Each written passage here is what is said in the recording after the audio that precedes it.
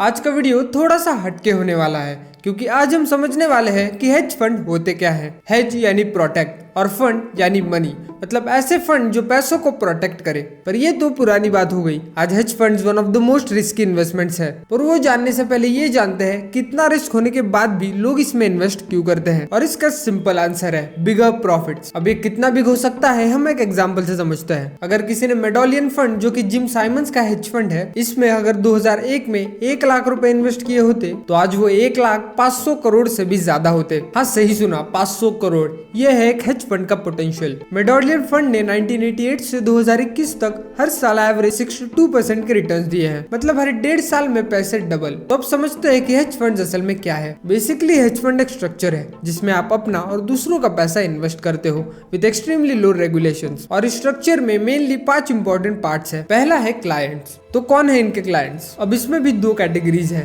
पहला है general partners. ये मोस्टली फंड मैनेजर्स होते हैं जो खुद के पैसों का कुछ परसेंटेज इन्वेस्ट करते हैं। एंड सेकंड है लिमिटेड पार्टनर्स। ये पेंशन फंड, सोवरियन फंड्स और बड़े बड़े इंडिविजुअल्स होते हैं। पर सैडली हेज फंड्स आप और मेरे जैसे आम आदमी से पैसे एक्सेप्ट नहीं करते। उनके कुछ मिनिमम रिक्वायरमेंट्स होते हैं जो कि 10 ऑफ करोड़ में होती है। साथ ही उनका एक लॉकअप पीरियड होता है, यानी आप एक स्पेसिफिक टाइम तक अपने पैसे विड्रॉ नहीं कर सकते। एक लॉकअप पीरियड 1 महीने से लेके 5 साल तक हो सकता है। सेकंड पार्ट है fee structure. Typically hedge funds 2 and 20% fees charge करते हैं। इसमें से 2% फीस फंड मैनेज करने के लिए होती है और 20% फीस तब लगती है जब कोई स्पेसिफिक रिटर्न या कोई स्पेसिफिक प्रॉफिट गेन अचीव हो जाए। मतलब अगर एक फंड 500 करोड़ मैनेज कर रहा है तो उनकी मैनेजिंग फीस 2% जो कि फिक्स रहेगी। और अगर उन्होंने कोई अच्छा गेन अचीव किया, फॉर एग्जाम्पल 120 करोड़, तो उस पे 20% यानी 24 करोड़ की फीस। इस तरह हेज फंड्स पैसे बनाता है। अगर मेडोलियन फंड का एग्जाम्पल ले तो वो 5 and 44 मॉडल फॉलो करते हैं, यानी 5% फिक्स्ड फी और 44% performance fee. Most of the hedge funds 2 and 20 model follow करते हैं। पर कुछ एक्स्ट्राऑर्डिनरी फंड जैसे कि Medallion fund, Redwood Capital, Well Rock Capital, ये फंड्स अपनी फीस कंपैरेटिवली हायर चार्ज करते हैं। थर्ड है इन्वेस्टमेंट स्ट्रेटजीज। हेज फंड हजारों स्ट्रेटजीज यूज करता है, पर कुछ ही ऐसी स्ट्रेटजीज है जो कंसिस्टेंटली पैसा बनाती है। और आज हम उन्हीं 3 स्ट्रेटजीज के बारे में समझेंगे। पहली है ग्लोबल मैक्रो। इस स्ट्रेटजी में ग्लोबल इकोनॉमिक्स एंड पॉलिटिक्स देख के इन्वेस्टमेंट्स किए जाते हैं। यह interest rates, currencies and politics जैसे ग्लोबल फैक्टर्स कंसीडर किए जाते हैं।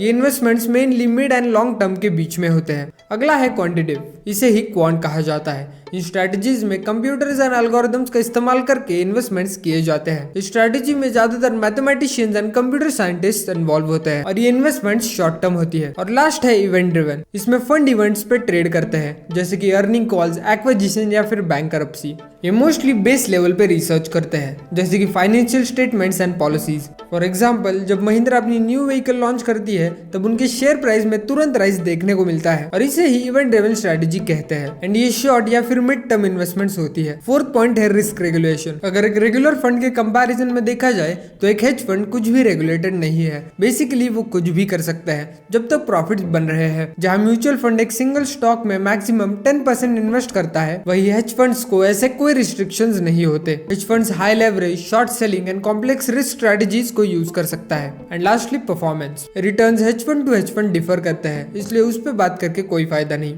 अगला मेट्रिक आता है डाइवर्सिफिकेशन। क्योंकि हेज फंड्स इतने जुगाड़ू है और रेगुलर मार्केट से अलग, इसलिए अगर मार्केट रिसेशन में भी है स्टिल चांस है कि आपका हेज फंड अच्छे प्रॉफिट में होगा। And that's all. इसके बाद आप समझ गए होंगे कि हेज फंड होते क्या है। पर ये तो बस सरफेस लेवल की बात थी। Real game strategy, psychology and risk management का है। और अगर आप सीरियसली फाइनेंस को समझना चाहते हो तो इस चैनल को अभी के अभी सब्सक्राइब कर लो, क्योंकि अगली वीडियोस में ETFs, mutual funds and smart money जैसे कॉन्सेप्ट्स बेसिक से एडवांस तक सीखेंगे। एंड कमेंट्स में बताना नेक्स्ट वीडियो किस टॉपिक पे चाहिए।